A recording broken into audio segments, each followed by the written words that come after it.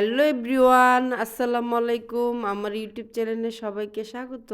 আজকে আমি রান্না করব ডিম আলুর তরকারি।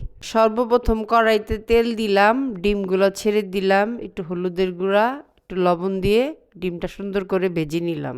ডিমগুলা ভাজা হইলে একটা সাইডে উঠিয়ে রাখলাম। কড়াইতে তেল দিয়ে পেঁয়াজগুলো ছেড়ে দিলাম। পেঁয়াজগুলো একটু নেড়ে চেড়ে 1 চামচ আদা রসুন বাটা, 1 চামচ হলুদের গুঁড়া, 1 চামচ মরিচের গুঁড়া, 1 চামচ ধনিয়ার গুঁড়া, হাফ চামচ জিরার গুঁড়া, স্বাদ অনুযায়ী লবণ, একটু পানি দিয়ে দিলাম। পানি দিয়ে সুন্দর করে নেড়ে চেড়ে মশলাটা আলুগুলা ছেড়ে দিলাম। তারপর একটু নেড়ে চেড়ে টমেটো দিলাম। টমেটো দিয়ে নেড়ে চেড়ে ঢাকনাটা ঢেকে দিলাম। 10 মিনিট পর ঢাকনাটা খুলে একটু নেড়ে চেড়ে ঝোলের জন্য পানি দিয়ে একটু নেড়ে চেড়ে আবার ঢাকনাটা ঢেকে দিলাম 10 মিনিটের জন্য। 10 মিনিট পর ঢাকনাটা খুলে একটু নেড়ে চেড়ে এর মধ্যে ডিমগুলো ছেড়ে একটু নেড়ে চেড়ে ধনেপাতা ও কাঁচামরিচ দিয়ে দিলাম।